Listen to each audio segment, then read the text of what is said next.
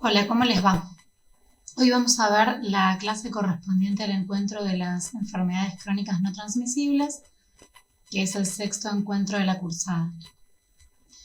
Los objetivos de la clase de hoy están relacionados con reconocer las patologías crónicas de los adultos más frecuentes que vemos en el consultorio, reconocer los componentes del modelo de atención de pacientes con enfermedades crónicas, conocer el modelo transteórico de las enfermedades crónicas de Prochaska y Di Clementi, y conocer las estrategias de diagnóstico y tratamiento, tanto farmacológico como no farmacológico, de las patologías de las que vamos a hablar.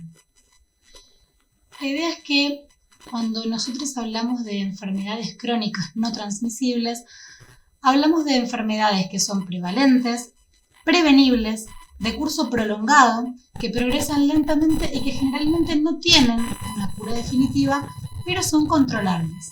No se transmiten de persona a persona, de ahí que se llamen no transmisibles, y suelen estar relacionadas con el estilo de vida. Entonces, si lo pensamos de ese modo, vamos a tener a patologías crónicas como pueden ser las alteraciones visuales y auditivas, la diabetes, la hipertensión, el cáncer, distintos tipos de cánceres, ¿no?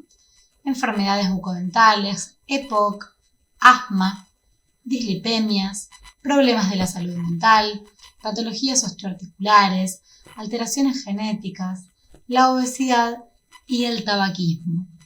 Pero el hecho es que ustedes van a ver que en este grupo de enfermedades hay una gran diversidad y nosotros nos vamos a centrar particularmente en la hipertensión, la obesidad, la dislipemia, la diabetes y el tabaquismo, porque ahora vamos a ver que son patologías que, además de ser enfermedades en sí mismas, también forman parte de los factores de riesgo cardiovascular que de este tema en este tema vamos a profundizar más en el siguiente encuentro, pero que son factores de riesgo para padecer algún evento cardiovascular en el futuro y que si nosotros trabajamos y controlamos podemos llegar a disminuir los eventos cardiovasculares que son en líneas generales causantes de una gran morbimortalidad en nuestra población, ¿sí?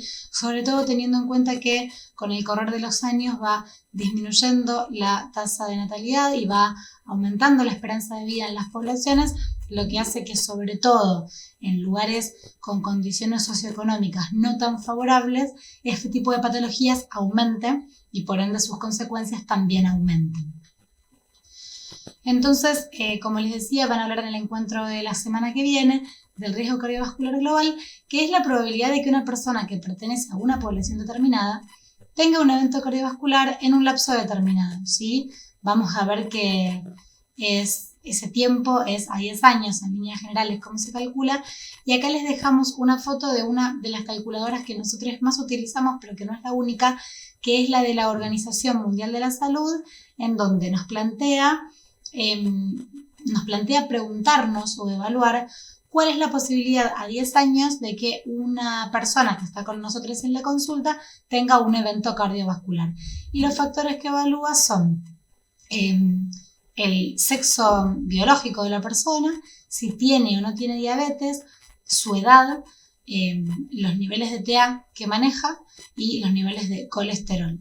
Y con eso nos permite calcular la Organización Mundial de la Salud el riesgo cardiovascular de la persona, que ustedes van a ver en la parte superior donde habla de niveles de riesgo, que puede ser menor al 10% y le pone un color como el semáforo verde, del 10 al 20% y le pone un color amarillo, de 20 a 30% y le pone un color naranja, de 30 a 40 y le pone un color rojo y ya en más de 40% les pone un color bordeaux. No es para profundizar en este tema en esta clase, pero sí para que entendamos por qué vamos a hablar de lo que vamos a hablar ahora, ¿sí? Bueno, esto es parte de lo que ya dijimos y como para que lo recordemos, parte de los eventos cardiovasculares son el infarto y el ACV, no son los únicos, pero es como para que pensemos en por qué esto es importante. Igual no se preocupen que la clase que viene vamos a ver esto con detalle. Una cosa que tal vez no forma parte de los temas oficiales para esta clase, pero sí nos parece importante poder transmitírselos a ustedes, es que nosotros desde la medicina general y familiar Trabajamos mucho con la comunicación dentro de la consulta y particularmente con la transmisión de malas noticias, que es algo que los profesionales de la salud en muchas circunstancias tenemos que hacer, pero que en líneas generales no nos capacitamos formalmente para hacerlo. ¿Y por qué les decimos esto ahora? Tal vez uno tiende a pensar, bueno, ¿cuál sería una mala noticia para transmitir? Que tenés una enfermedad terminal, o que vas a tener una incapacidad, o que tu familiar entró y falleció, al hospital y falleció. Y eso está muy bien, pero también es cierto que para nosotros es fundamental pensar que cuando nosotros le vamos a dar el diagnóstico de una patología grave o crónica, porque también puede ser aguda y ser grave, ¿no?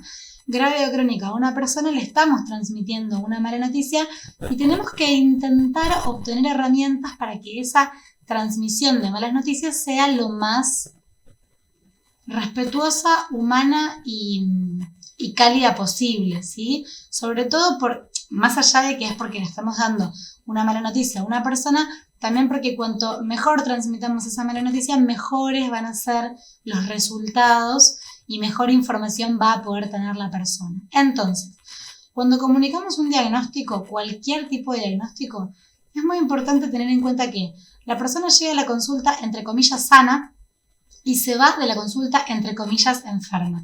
¿Por qué decimos entre comillas? Por todo lo que ya venimos trabajando en la cursada en relación con qué es la salud y qué es la enfermedad, ¿sí? Pero básicamente la persona se va con una información que no tenía respecto de su salud y le estamos poniendo la etiqueta de una enfermedad. Por otro lado, cuando diagnosticamos una enfermedad crónica, estamos, en líneas generales, dando un tratamiento que va a ser de por vida.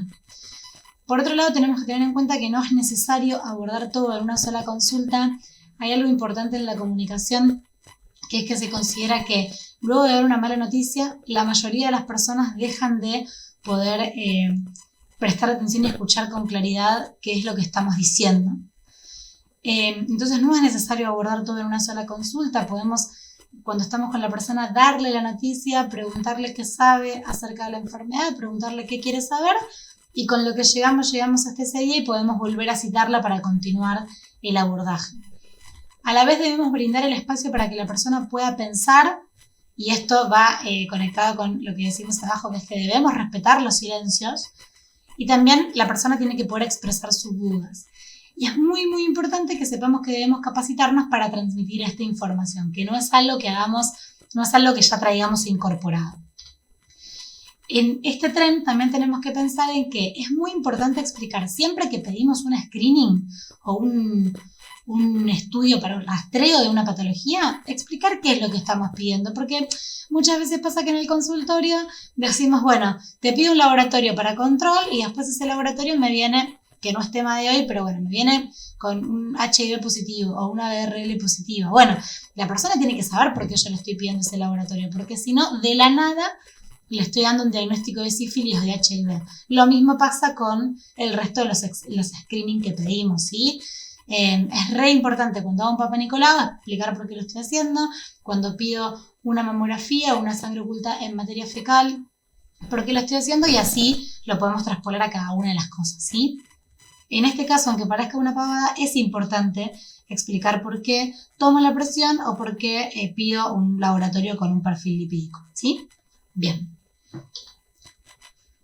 Repasando lo que ya venimos viendo, siempre en esta cursada y desde nuestra propia especialidad tenemos muy presente los tipos de prevención, primaria, secundaria y terciaria, y también la cuaternaria, obviamente, que no se las pusimos acá, perdón, pero está mal porque en realidad es algo muy importante en esta clase, pero bueno, la van a ver sobre todo en la clase que viene, la prevención cuaternaria.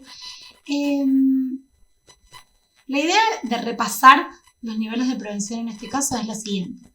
Una cosa es si yo me paro para pensar en niveles de prevención de una enfermedad, si yo me paro en la hipertensión como patología. Entonces, ¿yo qué voy a pensar? Bueno, que lo que yo tengo que hacer es medidas de prevención para evitar que aparezca la enfermedad. Bueno, vamos a recomendar a toda la población que tenga una alimentación saludable dentro de lo posible, ¿no?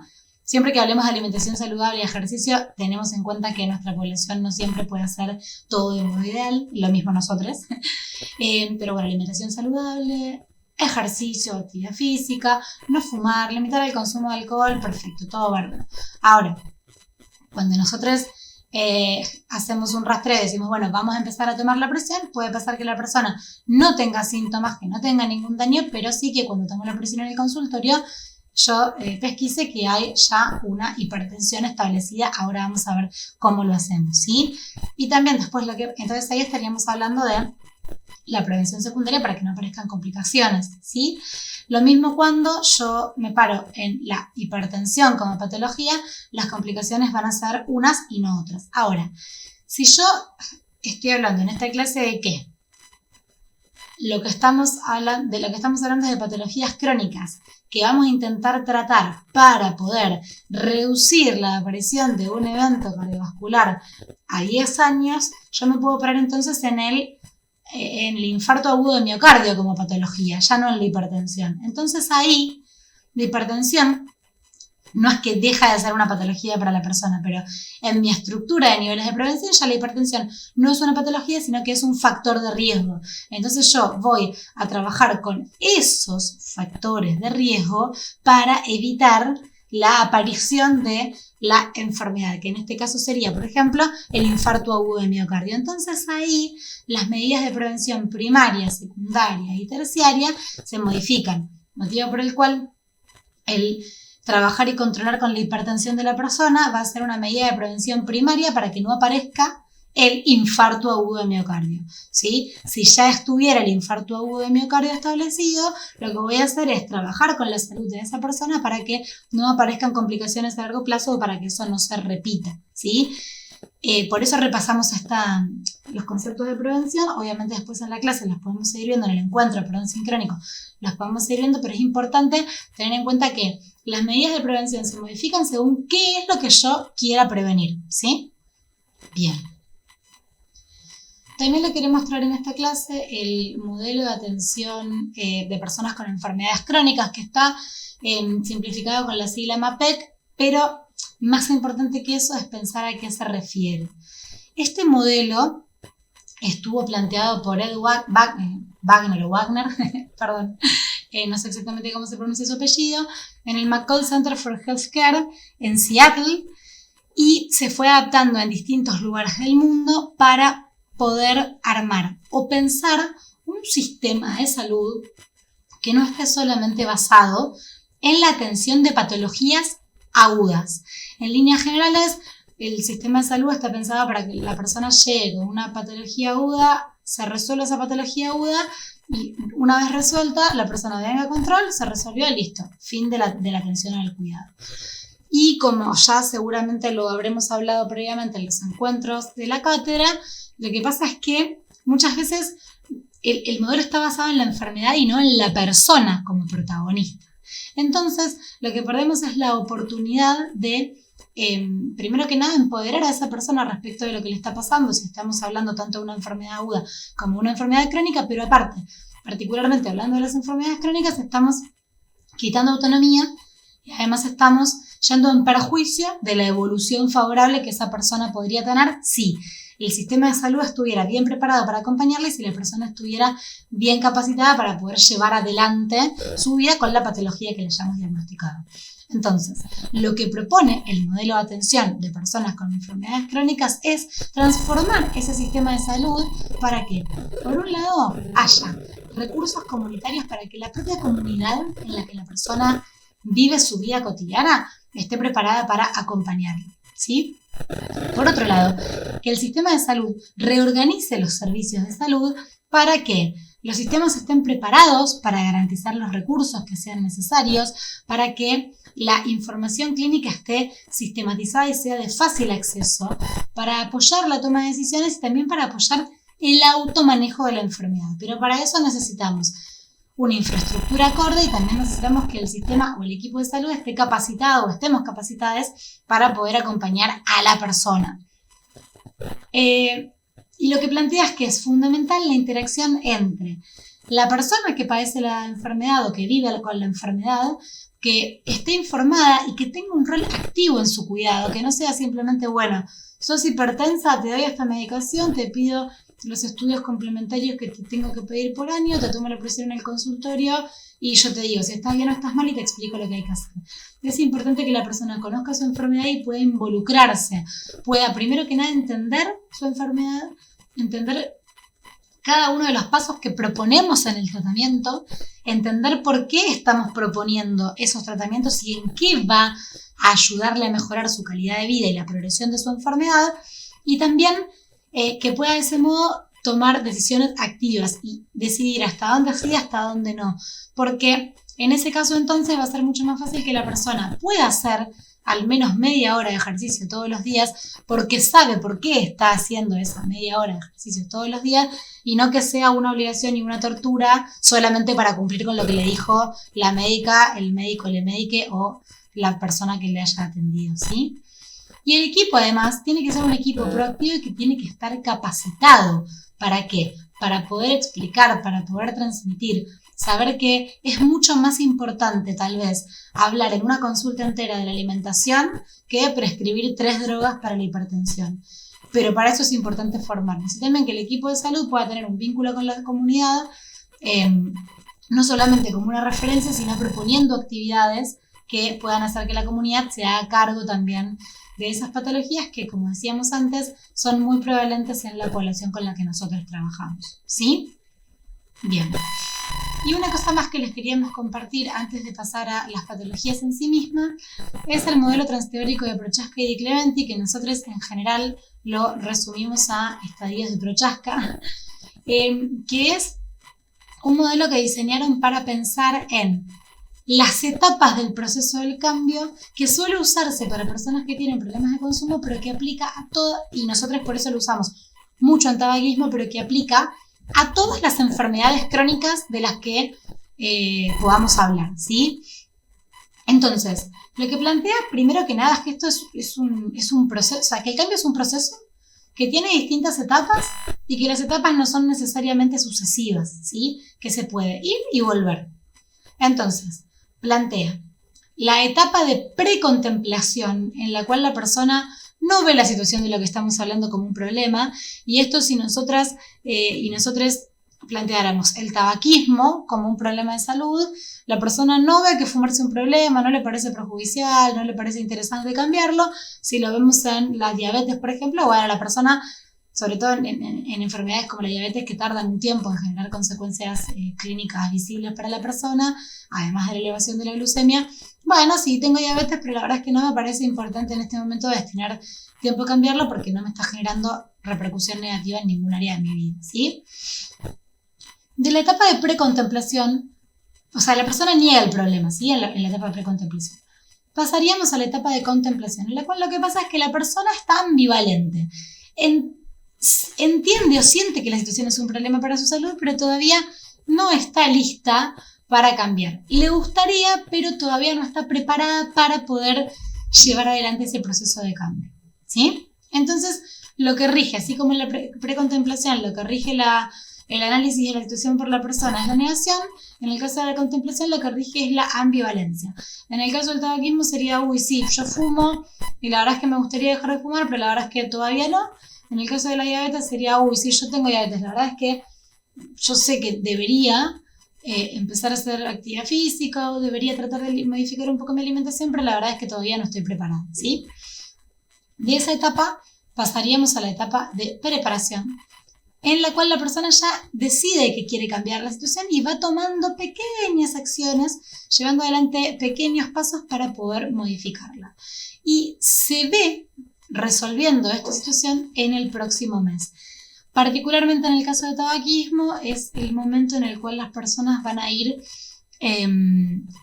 llevando adelante pequeñas acciones, pequeños cambios, como por ejemplo anotar la cantidad de cigarrillos que fuman por día, tratar de ir espaciando los cigarrillos que fuman entre sí, tomando acciones como tal vez en el momento en el que quieren fumar, lavarse los dientes o comerse un palito de zanahoria o salir a caminar o bañarse para demorar un poco más el cigarrillo, y así muchas que bueno, son específicas de tabaquismo, pero que se va preparando para poder resolverlo en el próximo mes. y particularmente las pacientes tabaquistas, las personas tabaquistas, lo que hacen es poner un día de, bueno, tal día es el día de, va a ser el día en el que dejo de fumar, ¿sí? Esto traspolándolo tal vez a la diabetes es, bueno, voy a empezar de a poquito a tratar de hacer algunos cambios, tal vez no hacer media hora de actividad física por día, pero sí salir a caminar, tratar de sacar el pan de las comidas y esas cosas como para ir acercándome un poco más a el cambio de hábito saludable que tengo que hacer. La etapa de acción, que es la que sigue, es una etapa que dura 6 meses después de haber instaurado los cambios que yo quiero cambiar. En el caso de los tabaquistas sería 6 meses después de haber dejado de fumar y no haber tocado otro cigarrillo. En el caso de las personas con diabetes es un poco más matizado porque, bueno, los cambios son constantes. El tabaquismo lo que tiene es que es muy marcado, ¿no? El fin del consumo es muy marcado y está acompañado de otras cosas. En el caso de la diabetes, estos cambios se pueden ir incorporando más paulativamente. Y luego tenemos la etapa de mantenimiento en la que la persona mantiene el cambio por más de 6 meses y obviamente puede ser idealmente de por vida, ¿sí? Pero cuando ya pasaron más de 6 meses que la persona, en este caso, o dejó de fumar o adquirió todos los hábitos de vida saludables que puede adquirir, decimos que está en mantenimiento, ¿sí? Sería la etapa siguiente de la acción. Y luego tenemos la etapa de recaída en la que la persona puede volver a alguna etapa previa, que puede ser a cualquiera de las etapas previas, o una persona puede estar en etapa de mantenimiento y volver incluso a precontemplación, que no es lo más frecuente es que vuelva a un estado ambivalente, pero bueno, puede volver. Y lo que es importante trabajar con todas las personas que tienen una recaída en su tratamiento es que esto no es un fracaso, recaer no es un fracaso, sino que simplemente una parte del ciclo y que probablemente la próxima vez que intente, esto es algo que se le dice mucho a las personas fumadoras, la próxima vez que intente dejar de fumar va a estar más preparada, pero aplica a todo. La próxima vez que yo intente adquirir hábitos de vida más saludables, voy a estar más preparada, ¿sí? Bien. Yendo a los problemas que vamos a tratar hoy, tenemos la diabetes, la hipertensión, la obesidad, la dislipemia y el tabaquismo. Con respecto a la diabetes, les contamos en quiénes la vamos a buscar, o sea, en quiénes vamos a pesquisar la diabetes, ¿sí? En todas las personas que sean mayores de 45 años, en las personas que tengan intolerancia oral a la glucosa o glucemia alterada en ayunas, en las personas que tengan un diagnóstico previo de hipertensión o de dislipemia, en las personas que parieron fetos mayores a 4,5 kilos o tuvieron diabetes gestacional diagnosticada, ¿no? Bueno, bien. Y en las personas que ya tengan alguna enfermedad cardiovascular establecida y todavía no tengan un diagnóstico de diabetes o tal vez no tengan diabetes, pero sí, las vamos a buscar porque todas estas son situaciones en las cuales el riesgo de tener diabetes está aumentado. Entonces, para el diagnóstico de diabetes, nosotros lo que vamos a pedir es una glucemia en ayunas, ¿sí? Si las personas tienen menos de 110 de glucemia en ayunas y no tienen factores de riesgo para diabetes, o si tienen menos de 100 y tienen factores de riesgo para diabetes, consideramos que esa glucemia en ayunas es normal. Ahora, si una persona que no tiene factores de riesgo para diabetes tiene más de 110 de glucemia y menos de 125 en ayunas, ¿no?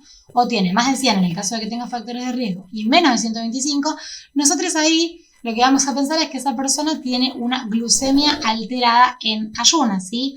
Obviamente, como decimos siempre, necesitamos más de un valor de laboratorio para efectivamente confirmar el diagnóstico. No es que con un solo laboratorio ya le decimos a la persona, tenía 115 de glucemia, tenés glucemia alterada en ayunas. No.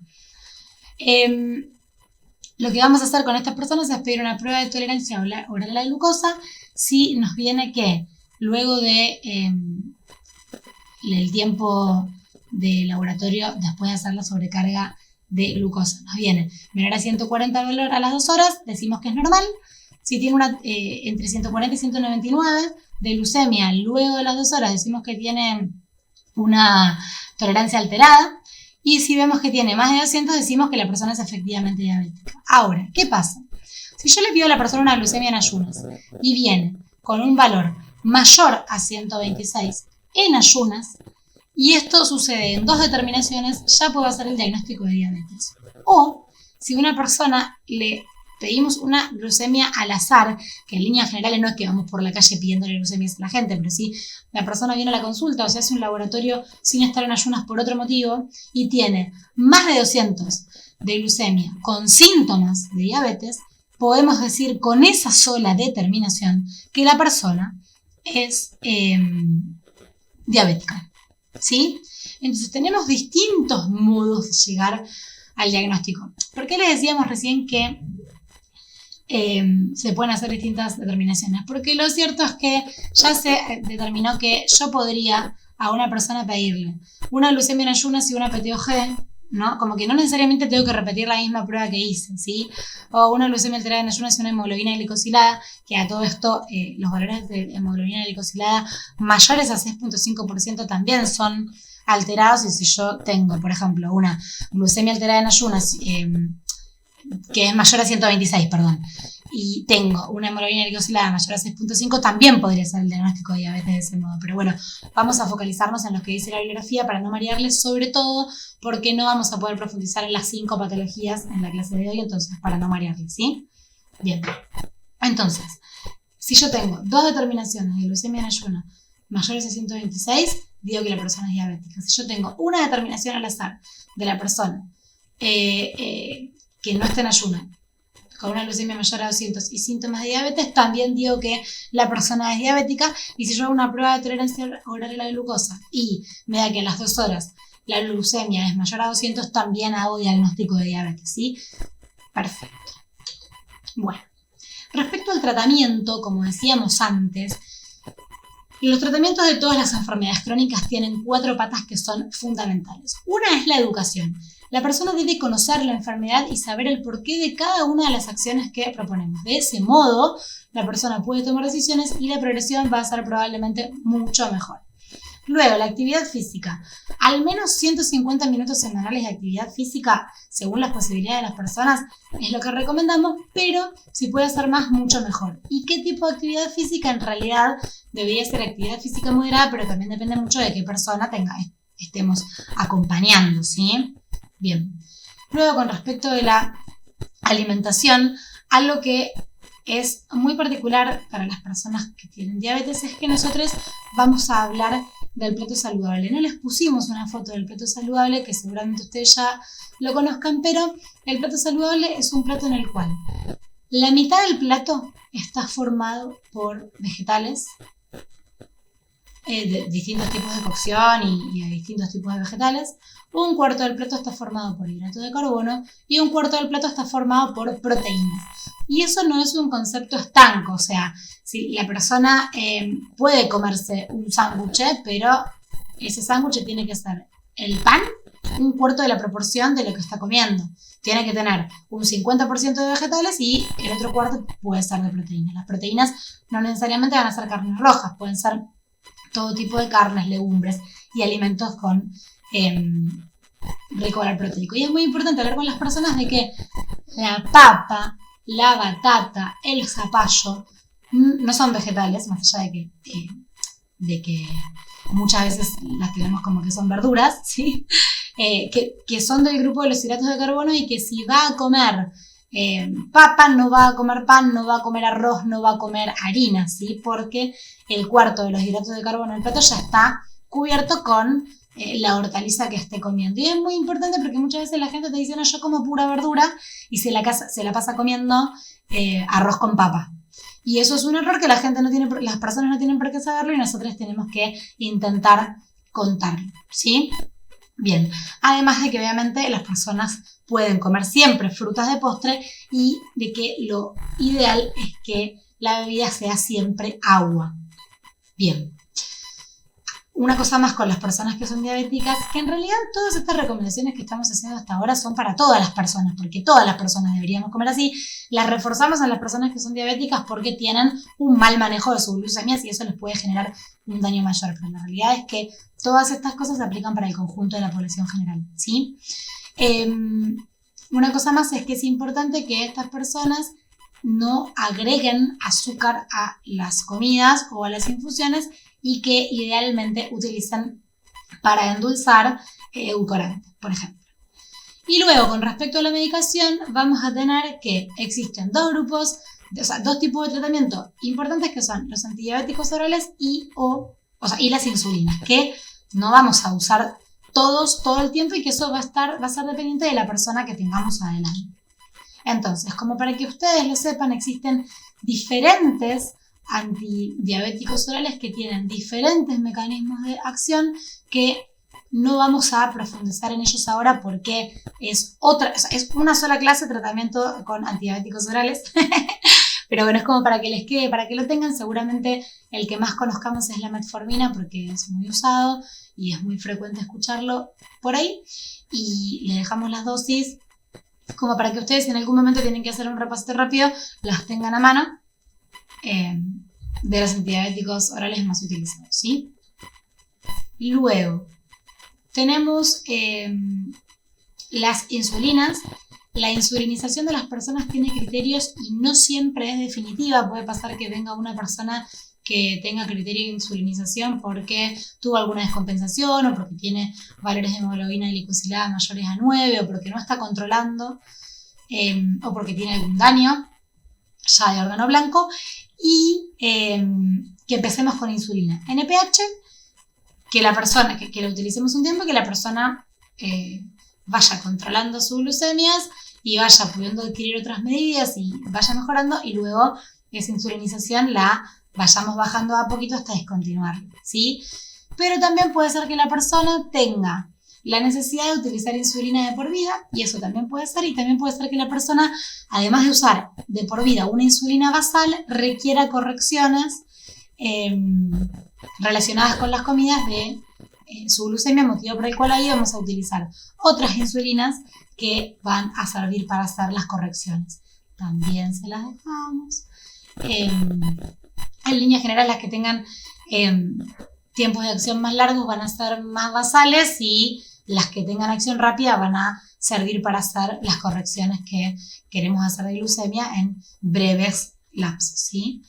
Bien, también se las dejamos para que las conozcan, para que las vean, para que las tengan a mano en el caso de que tengan que consultar algo al respecto, y bueno, obviamente cualquier cosa nos pregunten, ¿sí? ¿Por qué no profundizamos en el tratamiento farmacológico? Porque es solamente una de las patas del tratamiento de estas enfermedades, ¿sí? Bien.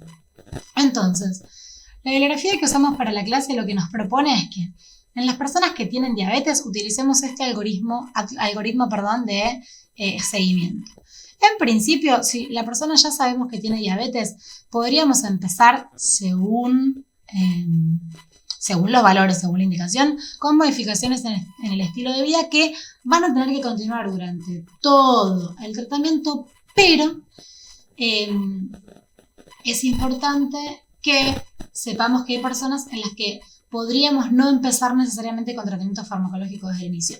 De todas maneras, la diabetes es una enfermedad de difícil control, de difícil tratamiento, motivo por el cual la mayoría de las personas van a terminar con tratamiento farmacológico, pero bueno, siempre está la posibilidad de dar esa chance según cómo venga la persona. En el caso de que yo inicie el tratamiento farmacológico, en líneas generales lo voy a empezar con metformina. Acá dice entre 850 y 1000, entre 1 a 2 veces por día. La realidad es que solemos empezar con metformina 500 miligramos y vamos probando la tolerancia, porque tiene bastantes efectos adversos digestivos la metformina. Igual es tolerable, pero bueno, para que la persona se vaya acostumbrando de a poco, y empezamos con 500 miligramos por día, luego la subimos cada 12 horas, y después vamos aumentando la dosis según lo que requiramos hasta llegar a la dosis máxima, ¿sí? Si la persona alcanza la meta, que ahora vamos a ver cuáles son las metas, reforzamos la adherencia a la medicación y los cambios del estilo de vida y continuamos con el mismo tratamiento.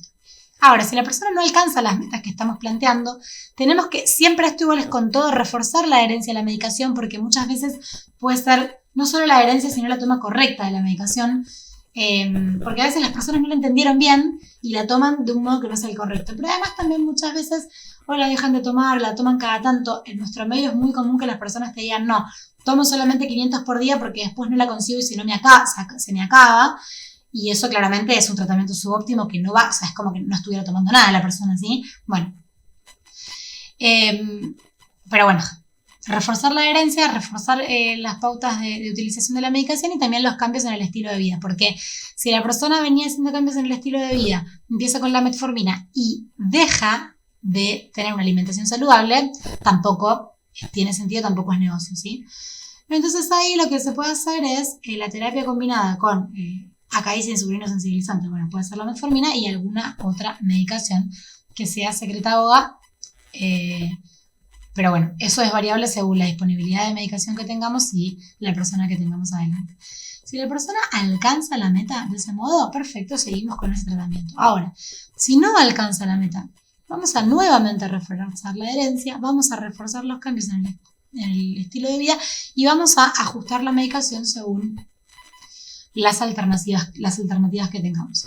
Si la persona de ese modo alcanza la meta, vamos a continuar con ese mismo tratamiento y en el caso de que la persona no alcance la meta, pasaríamos a la insulinización en una sola dosis.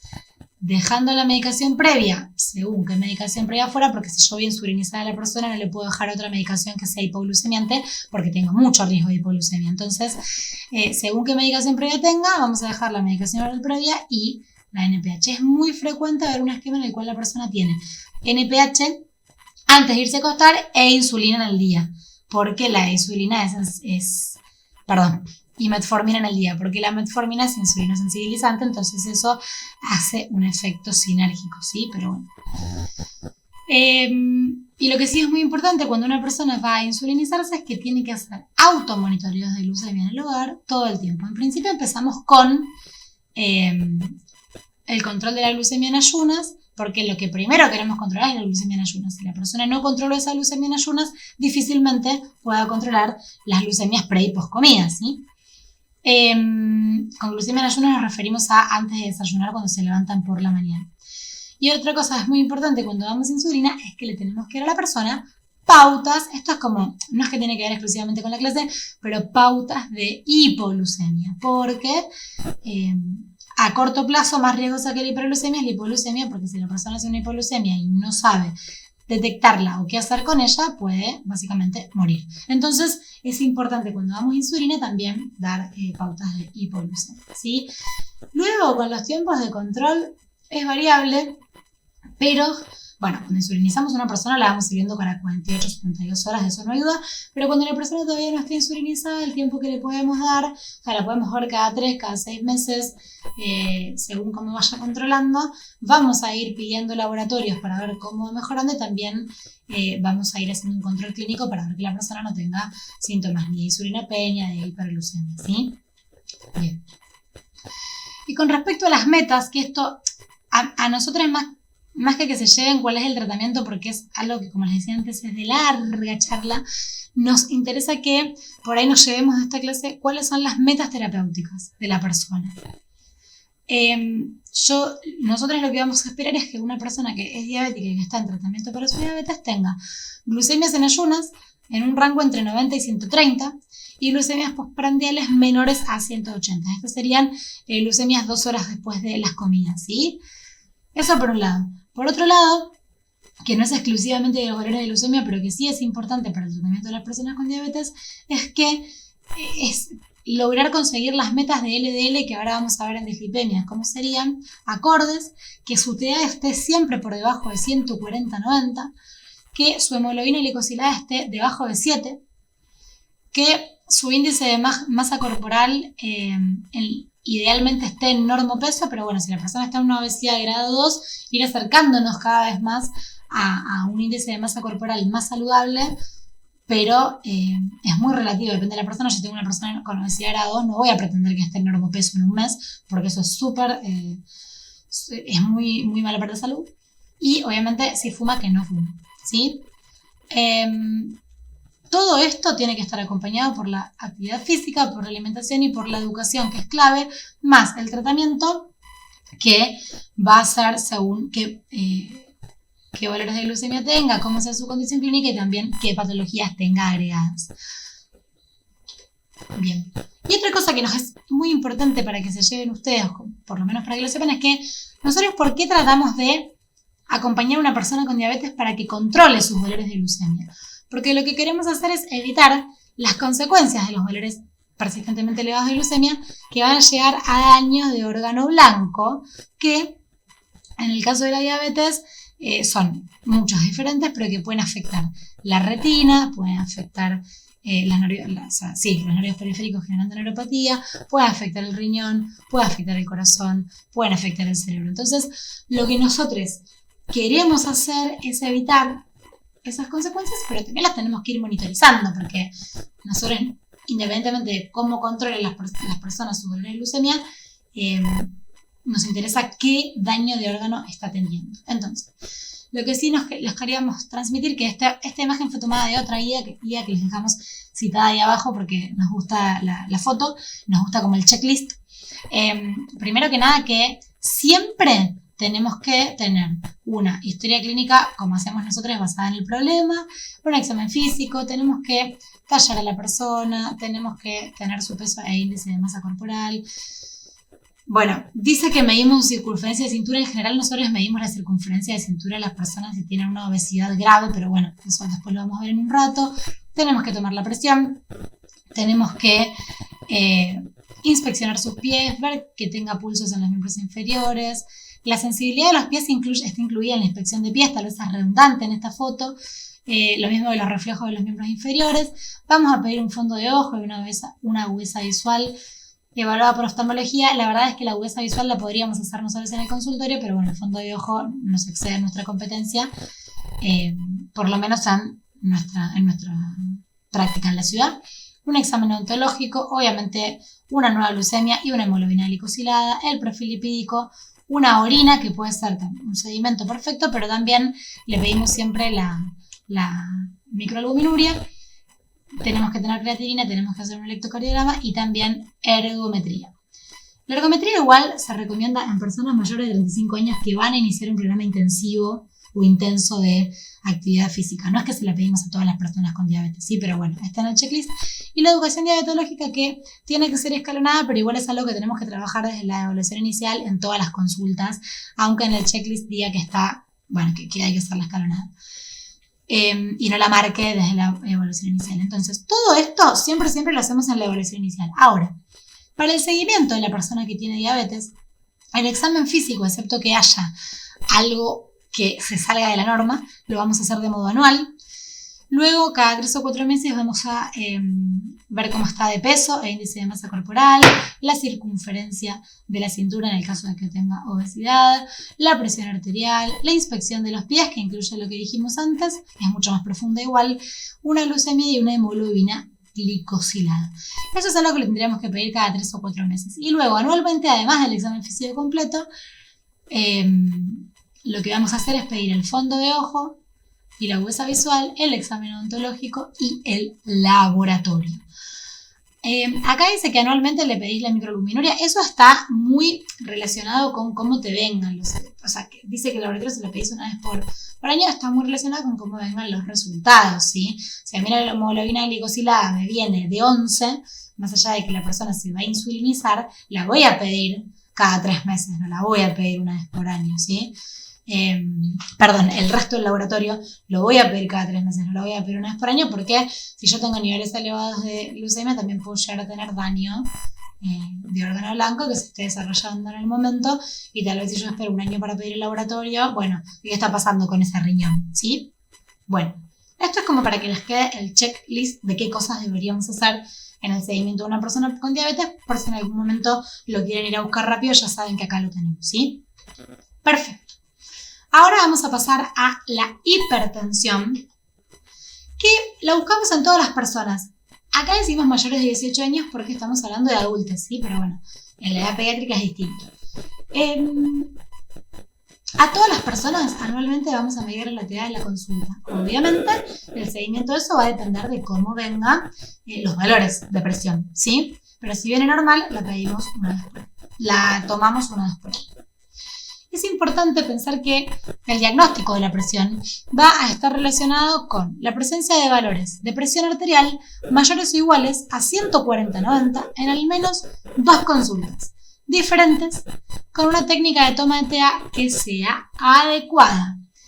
¿Y qué quiere decir que la toma de TA sea adecuada? Primero que nada, que no lo dice la guía, porque la persona tiene que estar hace media hora por lo menos sentada y tranquila. Si la persona vino corriendo porque llegaba tarde a la consulta y no pudo relajarse, probablemente la actividad elevada, pero no porque se hipertensa la persona, sino porque nada, el estrés y la actividad física te elevan la tensión. Agudamente, digo, ¿no? Vale. Primero que nada, no tiene que estar charlando la persona. O sea, después de estar media hora relajada y no haber fumado la última media hora, no tiene que estar charlando. Tiene que estar bien apoyado con el brazo a la altura del corazón, con la espalda apoyada en una silla que le permita también apoyar los pies en el piso. Las piernas tienen que estar descruzadas.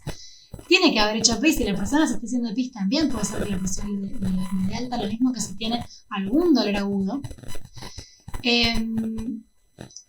Y el manguito tiene que ser del tamaño adecuado, que después los tamaños de manguitos son también todo otro capítulo aparte. Tiene que ser de tamaño adecuado y también tiene que estar apoyado sobre el brazo sin ropa. Yo no le puedo tomar la presión a una persona con el buzo puesto, con la remera puesta, ¿sí? Tiene que ser con el brazo descubierto. Por otro lado, nosotros en líneas generales usamos los tensiómetros que no son digitales, pero también se pueden usar tensiómetros digitales que estén validados. En líneas generales los de muñeca no sirven, pero sí los de brazo, y hay que fijarse. Si yo voy a tomar con un tensiómetro que sea digital, que esté validado, y con eso nos podemos quedar tranquilos de que estamos tomando la presión con un buen instrumento. Entonces, si nosotros, vuelvo un segundo para atrás. Si nosotros ya dijimos que la persona tiene más de 140/90 en por lo menos 2 consultas, y no nos queda duda de que la persona es efectivamente hipertensa, porque después también existen variables como la hipertensión de guardapolvo blanco, en el que la persona le da alta la presión en el consultorio, pero que después en su vida normal no tiene la presión alta, motivo por el cual ahí lo que podemos hacer es pedirle un monitoreo ambulatorio o un monitoreo domiciliario de presión arterial que nos permitan ver cómo está efectivamente su presión luego del consultorio. También es cierto que las personas que tienen hipertensión de guardapolvo blanco probablemente desarrollan hipertensión con más facilidad que las personas que no la tienen, pero bueno, eso por un lado. Por otro lado, también si hay una persona a la que yo sospecho que tiene la presión arterial alta por X motivo, pero en el consultorio no le da alta, por lo cual es una hipertensión oculta, le puedo pedir un monitoreo un monitoreo ambulatorio de TA para ver cómo está esa presión en su casa, ¿sí? Bueno, si quieren después en la clase podemos ver la diferencia entre monitoreo ambulatorio y domiciliario, pero excede la clase. Entonces yo ya estoy tranquila y sé que la persona tiene más de 140/90 de presión en por lo menos 2 consultas diferentes en distintas semanas, ¿no? Que son, 2 consultas en el mismo día, ¿sí? Con una diferencia de tiempo. ¿Y la técnica de toma de TA fue correcta? Es hipertensa, perfecto. Entonces volvemos a lo mismo que charlábamos con respecto a la diabetes. Es importante la educación de la persona respecto de su enfermedad, es importante la actividad física como parte del tratamiento, es importante la alimentación como parte del tratamiento. Después acá les pusimos el plato saludable para la hipertensión. En concreto hay distintas dietas que se pueden plantear, pero bueno, también es cierto que es importante que se pueda adaptar a lo que la persona efectivamente puede hacer. Y luego, en el caso de que sea necesaria, la medicación, que son los antihipertensivos. La bibliografía que nosotros estamos usando para esta clase propone que se reduzca el peso, o sea, alcanzar como objetivo el normopeso, sumar por lo menos 30 minutos de actividad física aeróbica, limitar el consumo de alcohol, reducir, esto sí es muy importante, así como en las personas con diabetes es muy importante no agregar azúcares, en este caso es muy importante no agregar sal. Entonces tratar de cocinar sin sal y limitar el consumo de todos los alimentos que pueden ser fiambres, embutidos, procesados, ultraprocesados, que tienen una gran cantidad de sal, sacarlos de la dieta.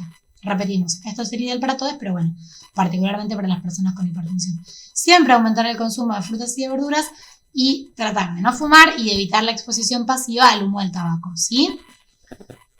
Vamos de a poco también. Si viene una persona que tiene obesidad, toma cerveza todos los días, le agrega sal a todas las comidas, no come fruta y fuma, vayamos charlando con la persona a ver cuáles son los cambios que le parece que puede ir llevando adelante, porque no va a poder cambiar todo de un momento para el otro y si puede probablemente después no lo pueda sostener en el tiempo. Con respecto al tratamiento farmacológico hay distintas medicaciones con las que nosotros podemos empezar el tratamiento en el caso de que fuera necesario. La realidad es que nosotros si los valores de presión son menores a 150-100, podríamos empezar con tratamiento basado en el cambio del estilo de vida. Lo que suele suceder es que muchas veces igual las personas terminan necesitando tratamiento farmacológico, pero lo podríamos intentar y podemos empezar con IECA, con ERA2, con diuréticos, con bloqueantes cálcicos según la persona que tengamos adelante, ¿sí? Con beta bloqueantes sería ya para un caso más reducido de personas. Les dejamos las drogas, les dejamos las medicaciones y cómo se inicia y cuáles son las dosis máximas, ¿sí? Bien, entonces, acá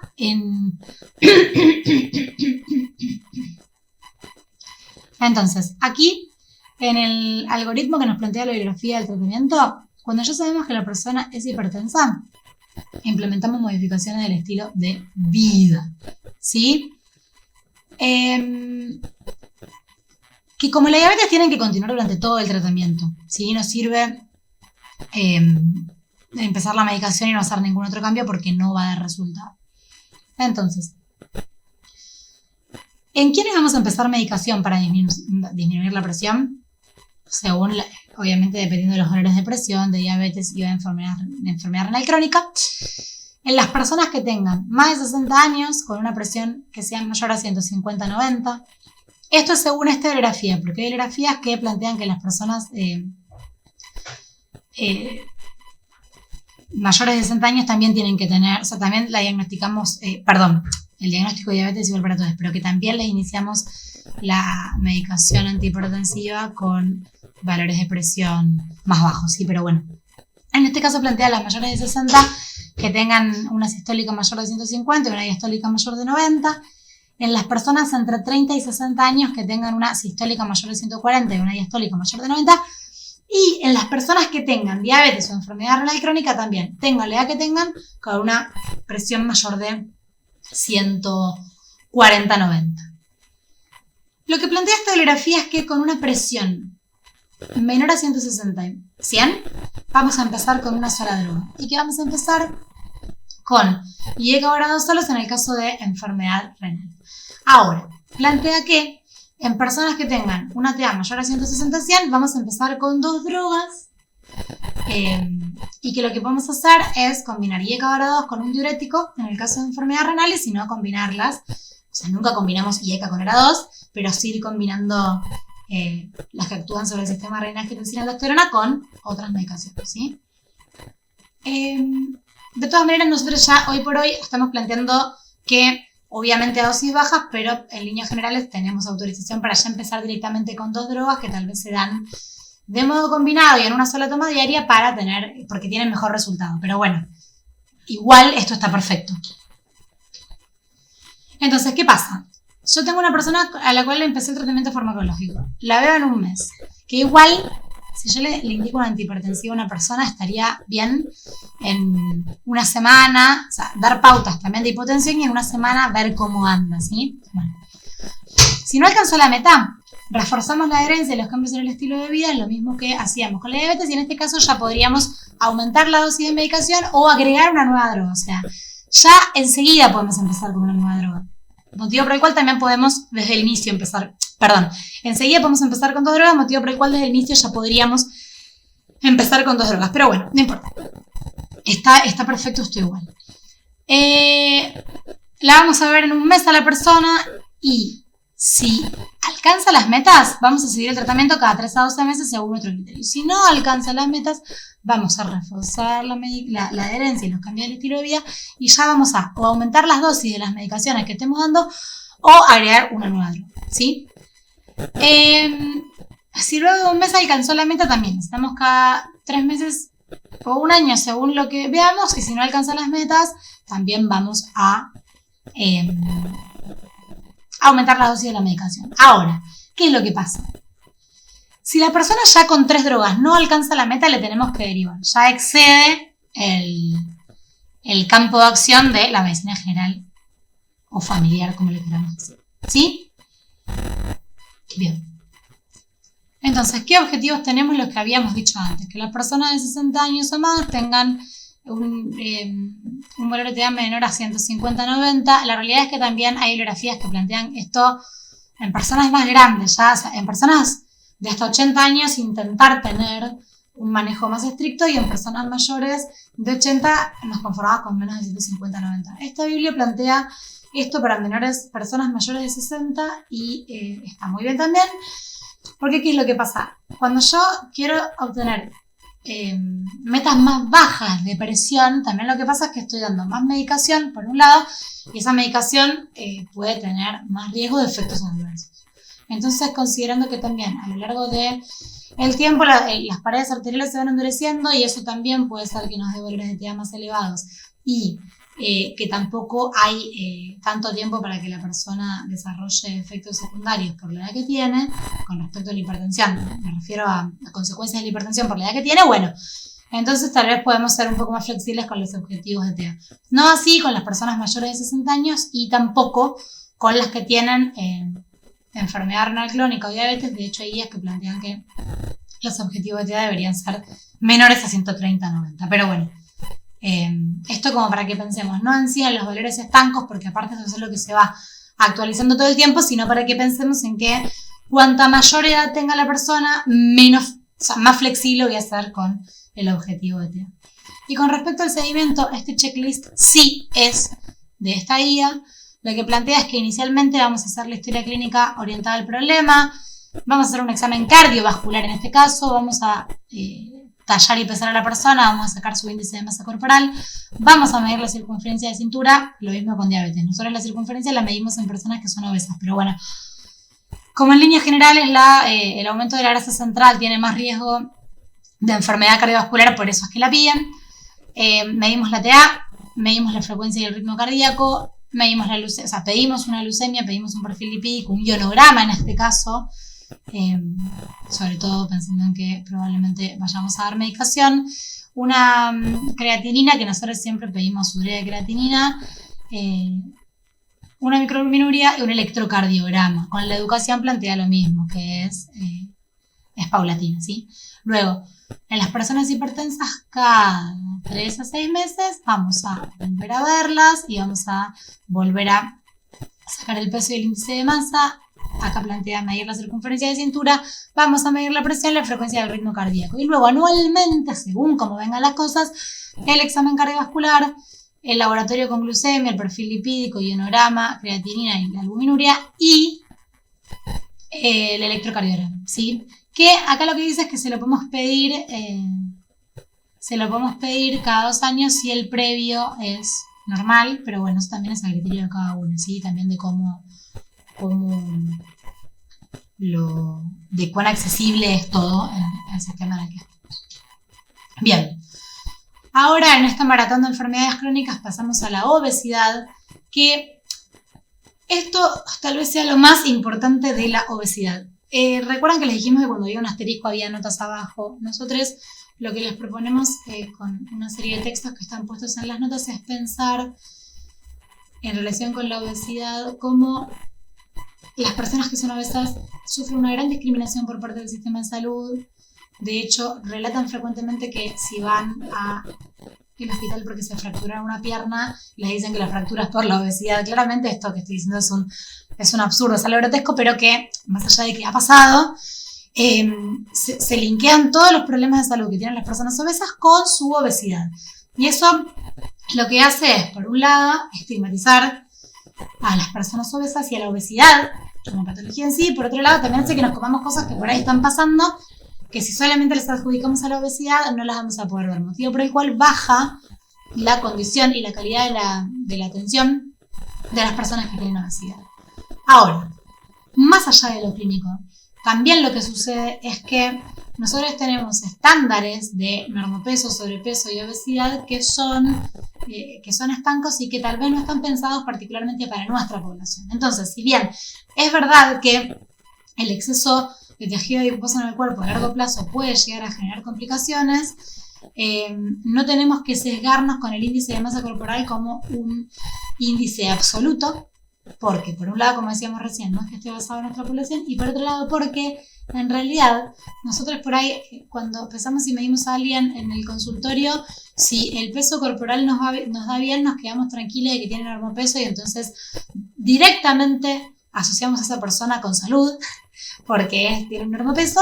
Y si nos pasa que la persona tiene sobrepeso u obesidad, ya directamente linkeamos a esa persona con falta de salud.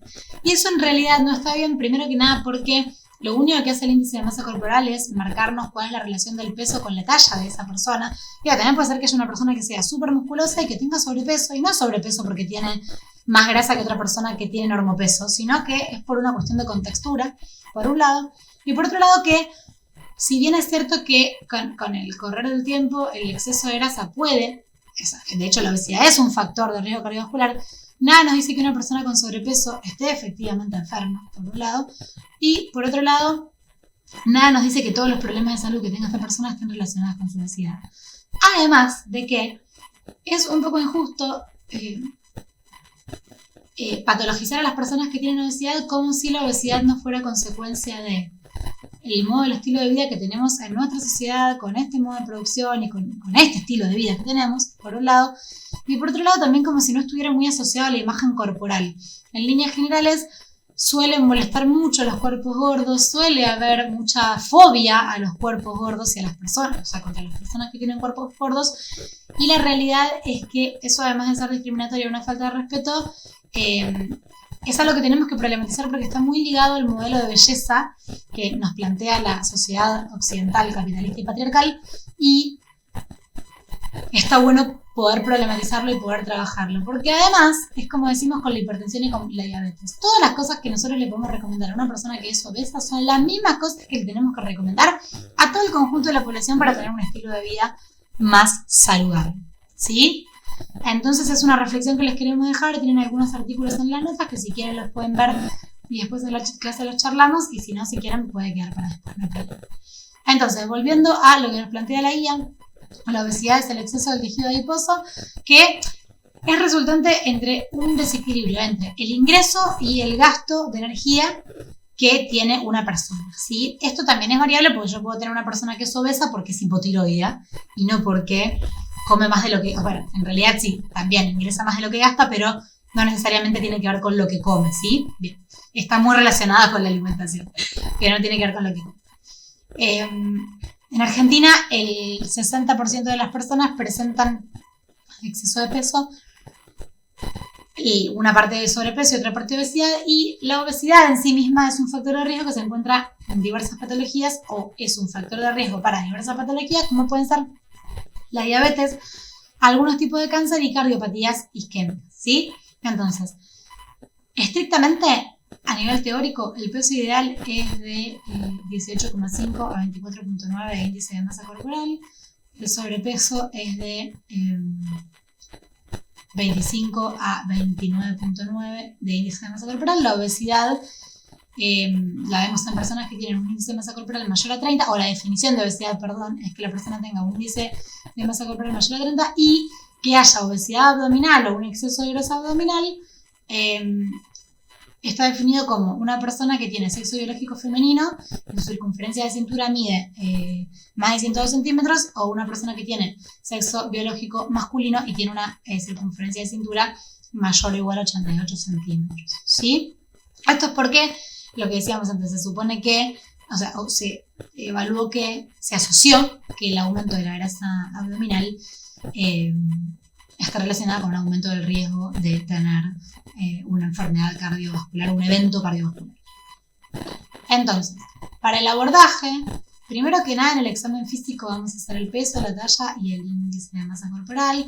Bueno, después la circunferencia de cintura es si el índice de masa es menor a 35, porque ya si es mayor a 35 la obesidad es grave y no es que la circunferencia de cintura va a aumentar ese riesgo.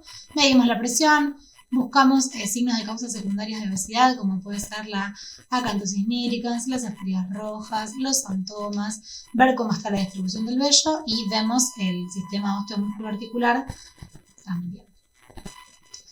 Evaluamos en el abordaje el riesgo cardiovascular global, que van a ver la clase que viene cómo lo evaluamos. Vamos a hacer una historia clínica nutricional y en relación con nutricional, cuándo inició el aumento del peso, si hizo algún tratamiento previo, cómo son sus hábitos alimentarios, si usa alguna medicación, cómo son sus actividades de la vida diaria, la calidad del sueño, cómo está en relación con su imagen corporal, si la persona ronca, si hace actividad física y qué tipo de actividad física hace. Y también, volviendo a los estadios de Prochaska, en qué momento está esta persona para pensar en la posibilidad de empezar con algún cambio, ¿sí?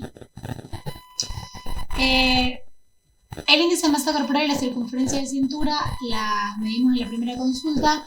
Acá dice que si la persona tiene normopeso, la controlamos cada 1 o 2 años, porque esto es algo que recién no les mencioné, que es que el pesquisaje de la obesidad lo hacemos en todas las personas anualmente y en este caso sí corresponde lo mismo con la edad pediátrica. A partir de los 2 años a todas las personas le vamos a calcular el índice de masa corporal, ¿sí? En la consulta. Entonces, si tiene normopeso, acá dice lo hacemos cada 1 o 2 años, pero en realidad lo hacemos anualmente.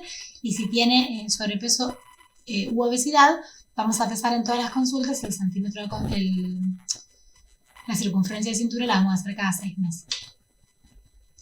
Y luego, con respecto a los estudios complementarios de las personas que tienen obesidad, les vamos a pedir un laboratorio con glucemia, el perfil lipídico, y también les vamos a pedir un diario de alimentación en el cual es importante explicar bien cómo hacer el diario de alimentación, y lo que vamos a hacer es pedirles que escriban qué comen en todas las comidas, cuántas comidas hacen, cómo preparan los alimentos, cuántas porciones comen, ¿sí?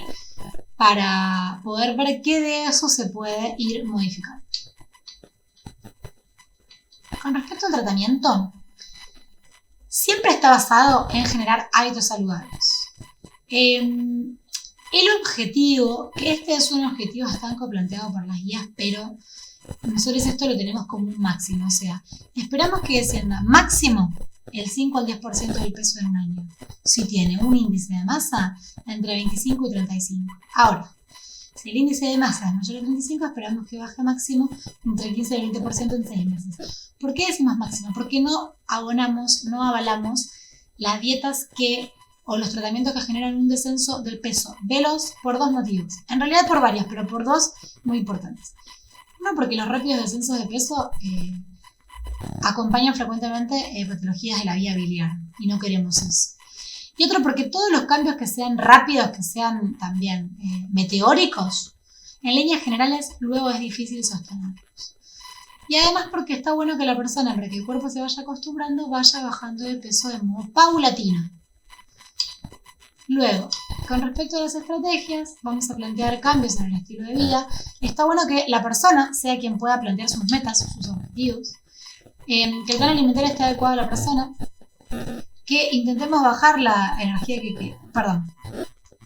que la energía que consuma, vamos de nuevo.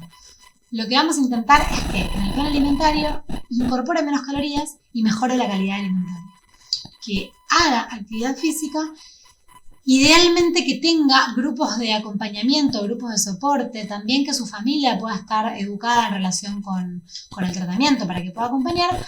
Y después está planteado, y lo ponemos, pero es algo que no usamos, que es el Orlistat, que lo podríamos llegar a indicar en pacientes que tengan buena adherencia y que hagan actividad física, pero la verdad es que tiene una baja contribución al descenso de peso y tiene efectos adversos que son bastante desagradables, motivo por el cual no solemos indicarlo. De hecho, no lo indicamos en nuestra práctica cotidiana, pero bueno, es algo que está y que está bueno que ustedes saben que está. Y luego, el tratamiento quirúrgico sería la cirugía bariátrica en personas que no tengan respuesta al tratamiento, que tengan un índice de masa corporal mayor a 40 o mayor a 35 con comorbilidades, y que también lo elijan y que también sepan que esto tiene que estar acompañado de un cambio estricto del estilo de vida, porque la cirugía bariátrica, si no, tampoco sirve y es bastante cruento someterse a una operación, ¿sí? Idealmente el seguimiento debería ser mensual, pero no siempre lo logramos por una cuestión de accesibilidad. Bien.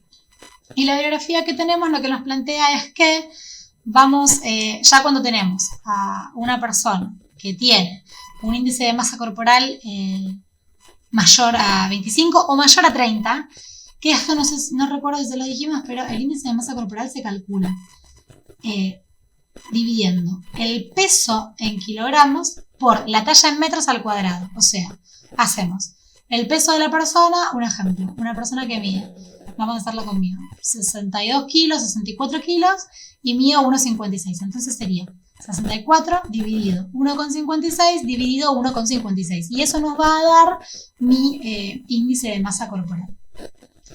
No sé si se los había aclarado cuando empezamos, les pido perdón, es importante para que sepan hacerlo. Entonces, cuando nosotros decimos que el índice de masa corporal de la persona está elevado, vamos a evaluar los factores de riesgo cardiovascular. Nuevamente, en la clase que viene, nuevamente lo aclaro, vamos a intentar o a acordar con la persona implementar modificaciones en el estilo de vida que deberían continuar durante todo el tratamiento, pensando en un plan de alimentación saludable y promoviendo la actividad física. Si la persona está preparada y dispuesta a bajar de peso, entonces lo que vamos a hacer es fijar objetivos y metas con la persona, vamos a prescribir acordando con la persona un plan alimentario, vamos a intentar que se reduzca la ingesta de calorías en 600 por día, vamos a indicar actividad física 30 minutos por día, mínimo 3 a 4 veces por semana, si pudiera ser más mucho mejor, y vamos a trabajar con una terapia conductual, tratando de modificar un poco los hábitos, y también lo ideal sería para todas estas patologías tener un abordaje interdisciplinario que a veces es difícil de acceder por una cuestión de accesibilidad, pero lo que sí nos parece importante remarcarles es que no es necesario que todas las personas con obesidad hagan una interconsulta con nutrición. Nosotros desde la medicina general podemos abordar inicialmente la alimentación, ¿sí? Bien. La vamos a volver a citar una vez por mes durante el siguiente medio o el siguiente año. Y cuando la volvamos a ver, vamos a reforzar la adherencia al plan alimentario y la actividad física, vamos a evaluar la motivación, vamos a dar un refuerzo positivo en el caso de que estemos mejorando, vamos a identificar cuáles son las barreras y los facilitadores para el descenso de peso y vamos a, obviamente, pesar a la persona y calcular nuevamente el índice de masa. Si la persona alcanzó la meta y está bien, vamos a empezar a seguirla cada 3 a 6 meses. Si la persona no alcanzó la meta, vamos a evaluar trastornos alimentarios, vamos a evaluar trastornos del estado de ánimo y obviamente la adherencia al tratamiento. Ahora, si la persona no alcanzó la meta y tiene un índice de masa corporal mayor o igual de 40 o mayor o igual a 35 con comorbilidades, sería criterio de derivación a los especialistas para pensar en la cirugía bariátrica como una terapéutica posible. Nosotros la verdad es que en líneas generales seguimos a las personas por mucho más de un año porque nos parece, porque sobre todo muchas veces estas cosas no progresan en el descenso de peso de estas personas porque no hay una buena adherencia al tratamiento que está influida por muchos factores. Entonces las acompañamos por mucho más tiempo antes de derivar, ¿sí? Sobre todo si no hay una comorbilidad urgente, capaz que sea una artrosis con limitación funcional, una apnea del sueño, o apnea del sueño obviamente sí, porque eso repercute muchísimo en la calidad de la vida cotidiana, pero si no hay una complicación grave, la seguimos por mucho más tiempo solas. De todas maneras, siempre el abordaje interdisciplinario es el más correcto. Ahora, si estoy en la primera consulta y la persona no está preparada o no tiene ganas de bajar de peso, lo que podemos hacer es dar información, contar más que los riesgos de la obesidad, que siempre está bien plantearlos, cuáles son los beneficios del descenso de peso, la alimentación saludable y la actividad física. Y después lo de informar sobre la meta de peso saludable es algo que nosotros discutimos bastante porque es también bastante como, además de estigmatizante, es un poco violento y las personas a veces como que se obsesionan mucho con eso y genera mucha frustración. Entonces lo de informar sobre la meta del peso, bueno, es algo que discutimos nosotros, pero la bibliografía lo avala. Y la vamos a volver a ver en 6 meses para volver a pesarla y medirla y evaluar el estado de motivación en el caso de que la persona esté dispuesta, ¿no? Si no, cuando quiera estamos dispuestos a volver a recibirla para tratar este tema. Bueno, la cuarta posta de la maratón de enfermedades crónicas es la dislipemia. Como definición es la alteración en los niveles de lípidos en la sangre. Nos referimos al colesterol y a los triglicéridos. ¿Qué es lo que pasa con la dislipemia? La dislipemia es un factor de riesgo cardiovascular porque favorece el desarrollo de aterosclerosis a través del daño endotelial. No por el aumento en sí mismo, sino por el riesgo de aterosclerosis. Entonces, por eso nos importa trabajarlo. Y además, hoy por hoy no se habla de valores normales, sino de valores deseables, en función del riesgo cardiovascular que tenga la persona. Y además, los valores elevados de HDL son un factor protector ante eventos cardiovasculares. Entonces, lo que tienen las dislipemias es que son un tema que siempre nos genera mucha controversia y mucha discusión porque no es como el resto de las patologías, que si bien siempre tenemos que tener en cuenta el contexto, tienen como algoritmos mucho más claros y mucho más, nos permiten meter todo en cajitas mucho más fácil. La dislipemia no es tan sencilla. Entonces, las metas del LDL según las categorías del riesgo cardiovascular son las siguientes. Si yo tengo en la consulta una persona que tiene enfermedad cardiovascular o tiene un riesgo mayor que el 20%, vamos a querer que tenga un LDL menor a 100. Esto por ahí es más equiparable a los valores de meta de TA y edad de la persona, ¿sí? Bueno, entonces, la meta de LDL sería menor a 100. Ahora, si la persona tiene un riesgo cardiovascular entre el 100 y el 20%, la meta de LDL sería menor a 130. Y si tiene un riesgo menor que el 10%, que sería un riesgo bajo, la meta del LDL sería menor a 160. Entonces es variable. Por eso es muy importante pensarlo en función de la persona que está con nosotros en el consultorio. Bueno, esto, perdón, que yo no se los había dicho, que antes también aparece en hipertensión y en diabetes que hay que calcular el LDL. ¿Cómo se calcula el LDL? Porque muchas veces no te viene informado en el informe del LAU, ¿sí? Bien. Y con respecto al rastreo de las dislipemias, hay, así como hay mucha controversia en el seguimiento, en el tratamiento, en el objetivo, también hay distintas indicaciones para pesquisar la dislipemia, ¿sí? El Ministerio de Salud, con su guía de terapéutica racional en atención primaria, del 2018 plantea que las personas que tienen bajo riesgo cardiovascular, le pedimos un perfil lipídico a las personas con sexo biológico masculino mayores de 35 años y a las personas con sexo biológico femenino las mayores de 45. Pero si el riesgo cardiovascular es mayor, se las pedimos entonces a las de sexo biológico masculino entre 25 y 30 años, o sea, empezamos entre los 25 y los 30 años, y las personas que tienen sexo biológico femenino entre los 30 y los 35. ¿Sí? Y cuando el riesgo cardiovascular es bajo, lo podemos pedir y lo pedimos cada 5 años, y si el riesgo cardiovascular es mayor, ya lo vamos pidiendo anualmente. Luego, la Fuerza de Tareas de Estados Unidos plantea que pesquisan en la dislipemia en todas las personas que tienen entre 40 y 75 años. Y otras guías como la guía de la AJA plantea entre los 20 y los 79 cada 4 o 6 años en el caso de que la persona no tenga factores de riesgo cardiovascular. Si los tiene, lo pedimos obviamente cada menos tiempo.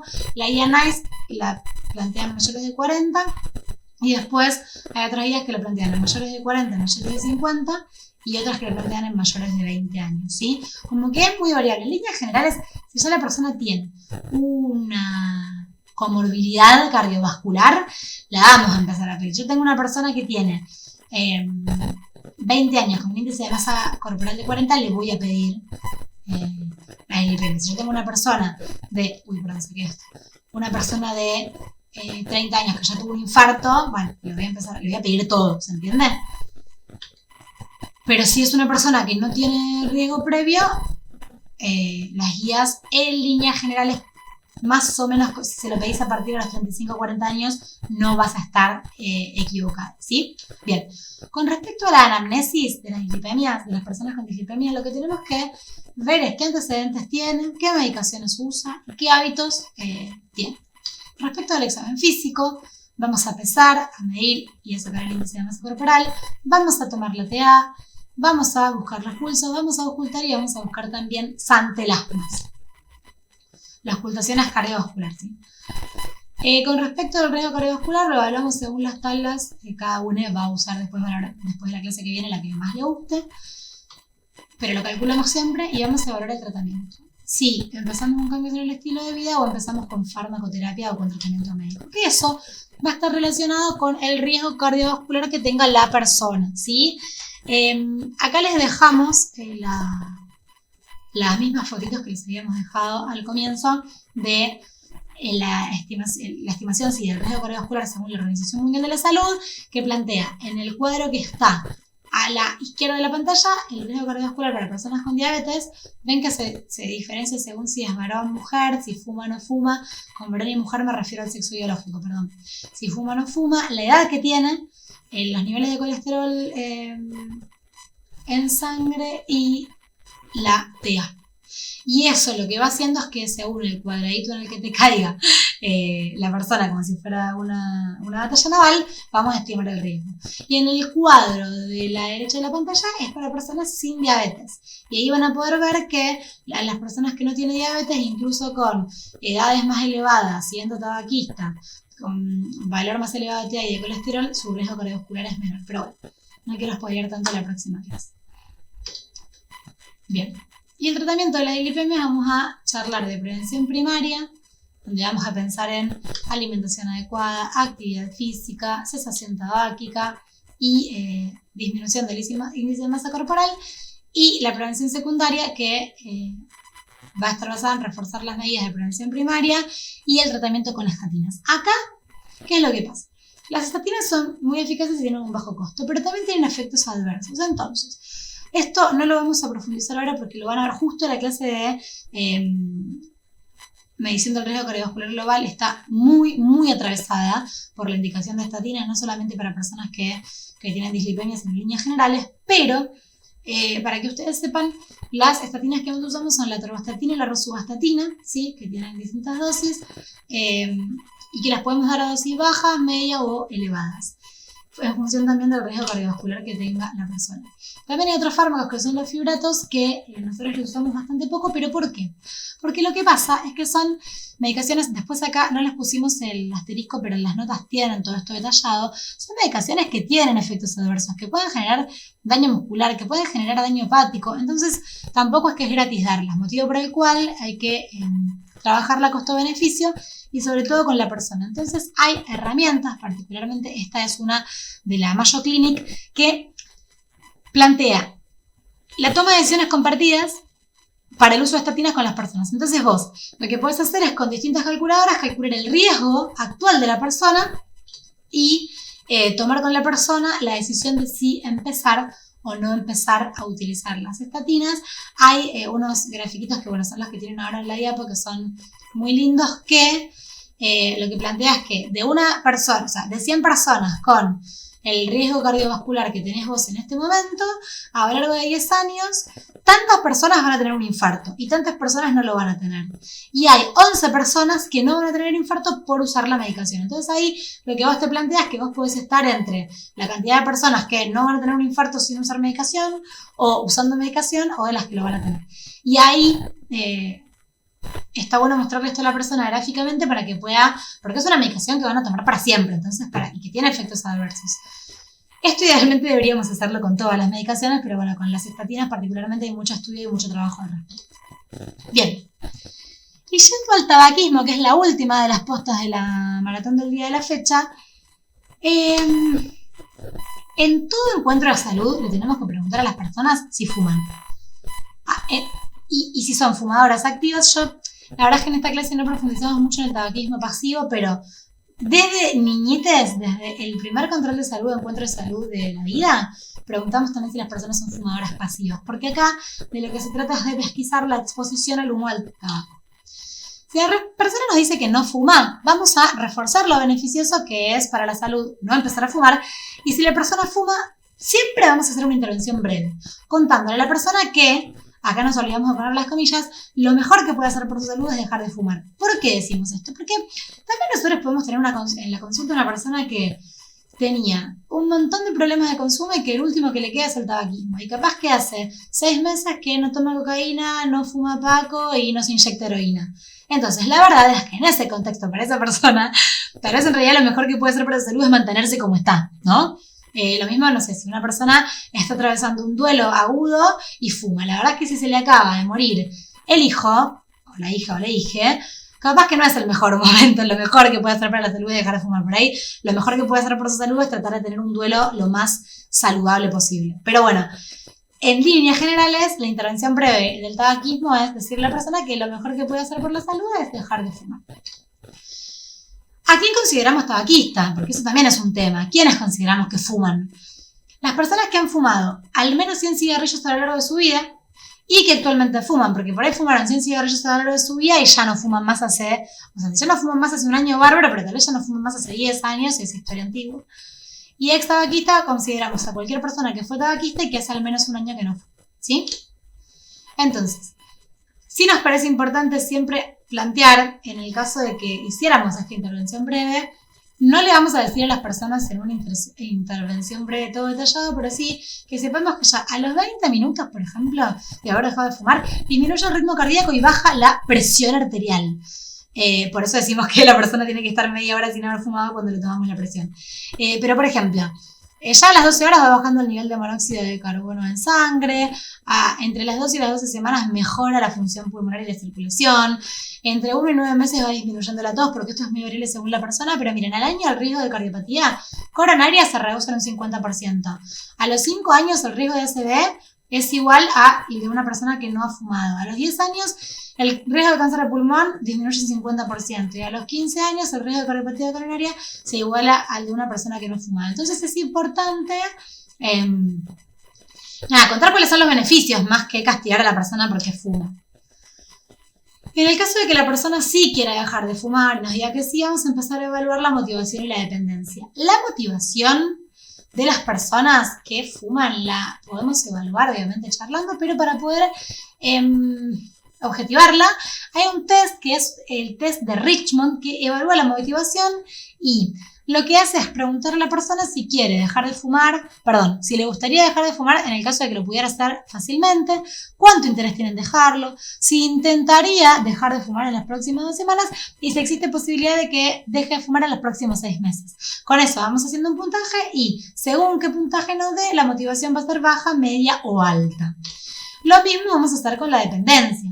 Le vamos a preguntar a la persona cuántos cigarrillos fuma, cuánto tiempo pasa desde que se levanta hasta que fuma el primer cigarrillo, si fuma más a la mañana, si tiene dificultad para no fumar en lugares donde esté prohibido. Esto se refiere, por ejemplo, a las personas que tienen que salir al teatro a mitad de la hora ahora igual yo esperaría que la gente no vaya al teatro, esperaríamos eso, pero en el caso de que vayan, que tienen que salir de la hora para fumar en la mitad, o que no puede estar en un casamiento sin salir a fumar, o que en su trabajo en el que no se puede fumar tiene que salir porque no aguanta, ¿sí?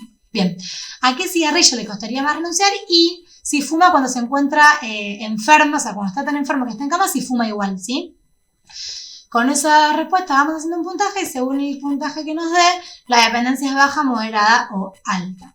Entonces vamos a evaluar el estadio y además vamos a evaluar el estadio de Prochaska en el que se encuentra, porque la motivación y la dependencia por sí solas no es que nos cierran el Prochaska, ¿sí? Como que tenemos que igual también charlar bien con la persona y preguntarle y ver si hay ambivalencia o no, porque tal vez te dice, yo estoy muy interesada en dejarlo, quiero dejar de fumar en las próximas 2 semanas, y existe la posibilidad de que no fume en los próximos 6 meses, pero tal vez te lo está diciendo porque se siente obligada porque en la casa quieren que deje de fumar. No sé, hay que ver bien cómo está la persona y también objetivar o subjetivar el estadio de Prochaska en el que la persona está. Y una cosa más que es importante calcular en todas las personas es los paquier, que son la cantidad de paquetes de cigarrillos fumados por año de tabaquista, que la calculamos haciendo la siguiente cuenta.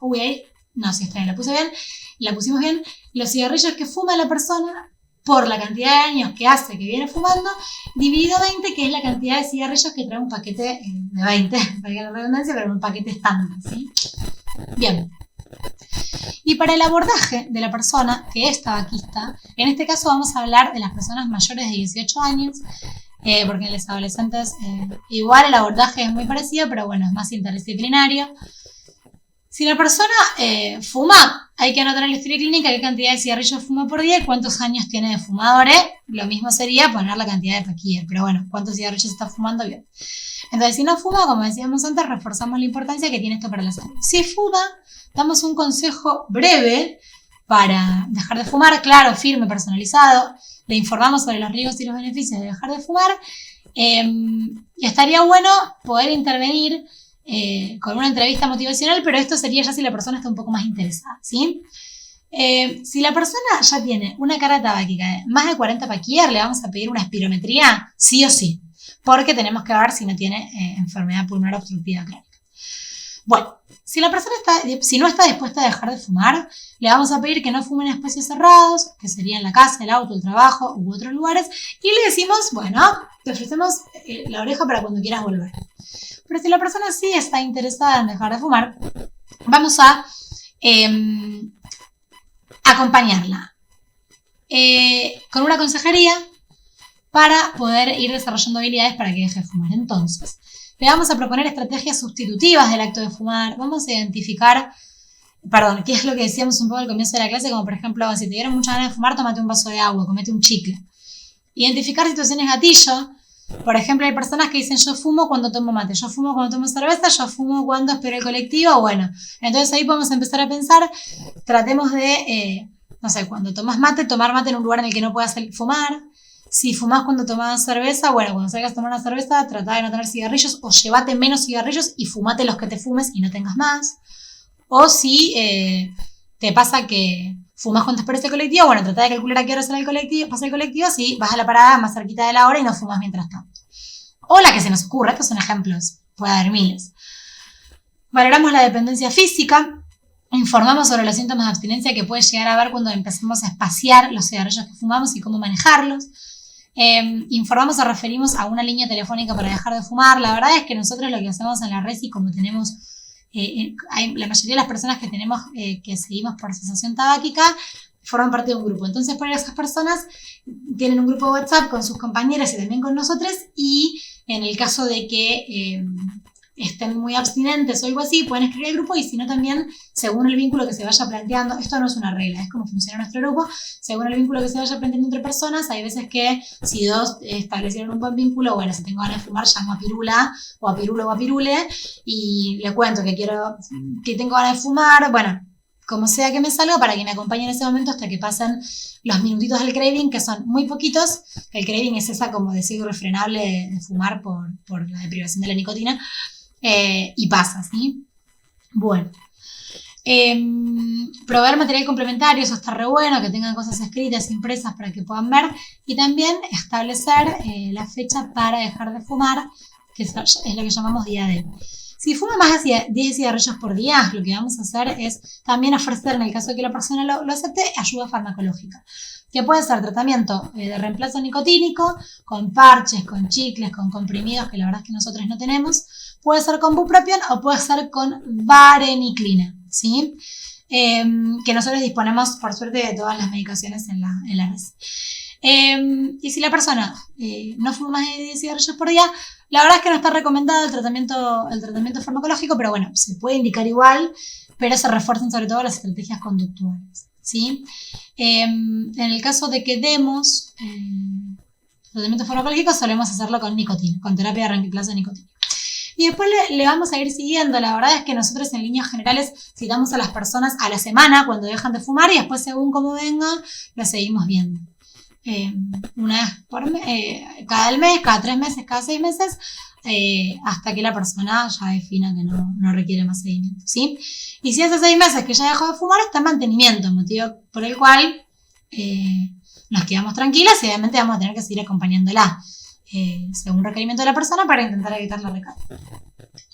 Bien, para todas las patologías que vimos hasta ahora, medio como modo de conclusión, lo más importante es, para todos los que tienen patologías y los que no tienen patologías, la recomendación es profundizar los estilos de vida saludables, aumentando la actividad física, fomentando planes de alimentación que sean saludables, eliminando el consumo de tabaco, buscando atención preventiva adecuada o promoviendo, en nuestro caso, la atención preventiva apropiada, y limitando el consumo de alcohol. Además, la educación es fundamental para todos y particularmente para las personas que tienen enfermedades crónicas, y vamos a evaluar, según qué esté pasando, si vamos a instaurar o no tratamiento farmacológico. La bibliografía de base grande que usamos para hoy es el Manual para el Cuidado Integral de las Personas Adultas en el Primer Nivel de Atención del Ministerio de Salud del 2017, que lo tienen subido en la carpeta de Drive, y también el libro de Medicina Familiar y Práctica Ambulatoria del italiano, que usamos los capítulos 17, 36 y 47. No es para que los lean todos, sino es porque sacamos puchitos de ahí. La verdad es que con el Manual para el Cuidado van a estar bien, pero bueno, tal vez la parte del modelo de enfermedades crónicas y los estadios de Prochaska están más detallados en el libro, no es urgente leerlo. Muchísimas gracias y esperamos que les haya servido.